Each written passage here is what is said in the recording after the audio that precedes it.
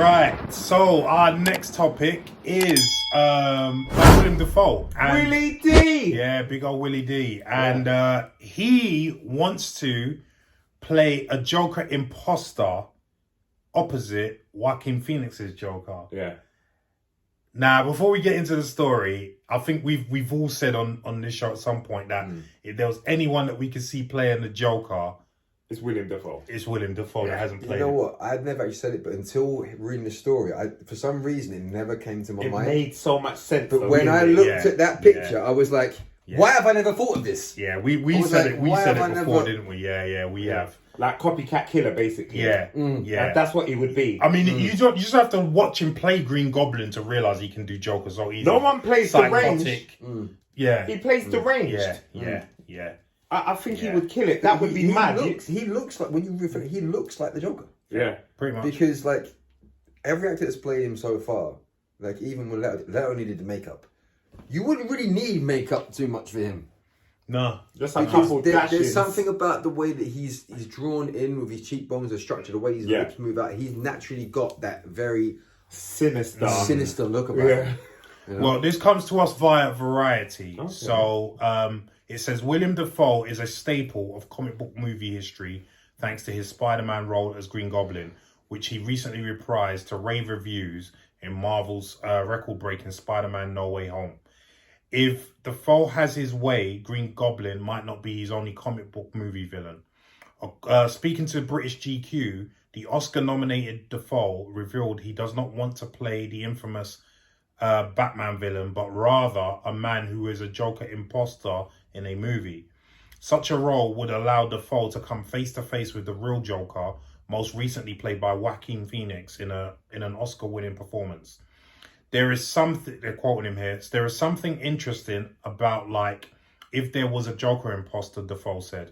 So it would be possible to have not dueling Jokers, but someone that claims to be the Joker that isn't Joker. And that kind of opens up the possibility of an interesting story, particularly if you had Joaquin Phoenix's Joker and then you had someone who was either imitating or riffing off of what he did.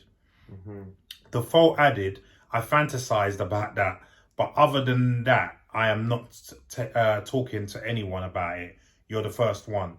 Dafoe has often been fan cast as the Joker on social media and on YouTube. One fan cast video boasts over 3 million YouTube views. Wow.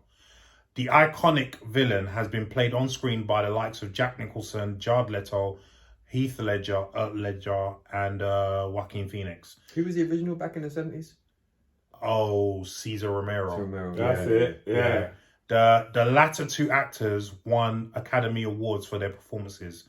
In addition to his role as Green Goblin in Spider-Man and Spider-Man No Way Home, Dafoe's comic book movie filmography also includes his performance as mentor figure Nundis Volko in Aquaman. People forget about that as well. So, Leon, I come to you as being a big Willie D fan. Willie D. What do you think about this? I think he's got a great storyline there. Like being like a copycat killer, impersonating, running around town, or even trying to take him out. That'd be funny. To be the Joker. Yeah.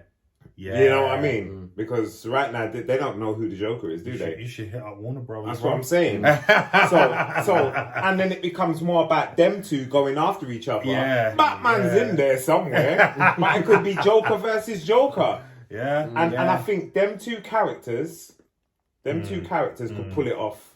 100%. Their acting ability, Joaquin and William Dafoe, they could carry Joker versus Joker. Yeah. Like, all day. I doubt that's the way they're gonna go. No. But that would be very interesting to see. I would love to see that. That's what I'm saying. In saying that, they probably could go that way if you thought about it, just in terms of like changing the arc to make it its own thing. Because the end of the film is like him getting on the train and everyone's putting on the masks, and that's how he disappears. Yeah. And like it could be, because the film itself was a social commentary on mental health.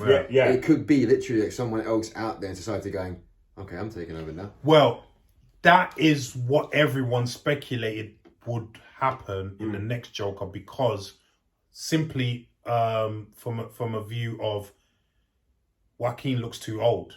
Because if you Mm. remember, how old is Bruce Wayne at that point? He's a little kid. He's not even 10 years old. Yeah. Remember in that scene where he goes to the house? Yeah. So by the time he becomes old enough to be Batman, he's geriatric. He's in his Zimmer frame. You know what I mean? Yeah. So that would what both of you guys are saying would actually make sense as to how the Joker still is a Batman villain, even though, as we've seen with the Joker film, he was a little kid when Joaquin Phoenix's Joker was around. Yeah. So that would actually make sense what you guys said.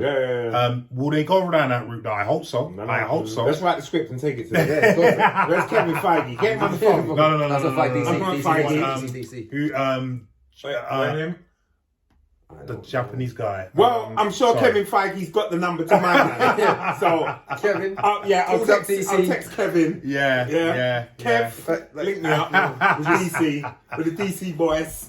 Yeah. I just stay Marvel. Oh. So Damien, what are you thinking about all this? Pretty much what Leon said and what I just jumped onto. I think that it can work. I mean, the other thing I was going to say was there's never been the inception of the character. He's never had an origin story. The origin is not there. Yeah. So it's always been open to interpretation. Yeah. Every time the character's been portrayed on cinema, it's always come from a different an initial input. 100%. You know, 100%. so you can do this. Having that conception of where he comes from, that would work. And I think it works perfectly within the society they've created within the last Joker film. It fits. It does. Like, because it goes from the whole, it carries on the mental health perspective of right, how this is affecting people. Defoe's character could be someone sitting at home who's depressed, has seen this guy on TV. I could be doing that. Yeah. Out he goes. Yeah. And discovers that for himself. Mm-hmm. So I think it could work. I mean, and obviously he wasn't saying that it was something he would do as like just a love passion for him. But we're saying to you now, that would be a great film. But listen, we know when big A-list actors like William Dafoe say some shit like this, we know they've either already had talks with Warner Brothers before they've said this, or that's now going to spark Warner Brothers into saying, Willie D, can you come this way, please? Do you know what I mean? Yeah. Like, it's just like when Mahershala Ali went up to Kevin Feige, I'd like to play Blade. Hell yeah. Yes. See, the thing is, he didn't that didn't happen first. Do you know what I mean? Yeah. Like, he didn't just randomly in an interview, you know what, I was thinking about playing Blade. Right. With like no link, nothing going on. Right. It just wasn't out of the blue. Right. But you know, when you're an A-list actor who can act the socks off most people, when you say you want to play a certain role, producers and directors are going to sit up and listen. They pay attention. 100%. What do you think? And they were like, Yeah, you know what I mean? And not only that, but we know how selective Joaquin Phoenix is in his projects. And even though he normally doesn't do sequels, he has said that he would be open to do a Joker 2 sequel.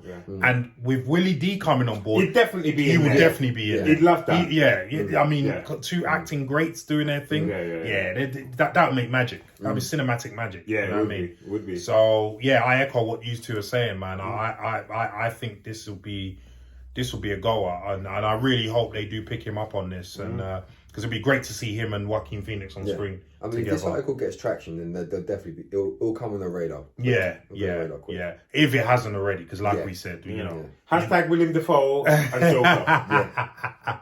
Yeah, man. So we are 100% game for this. So you guys let us know what you think. Are you happy about what William Dafoe says about playing the Joker imposter? Would you like him to end up taking over the mantle as the Joker?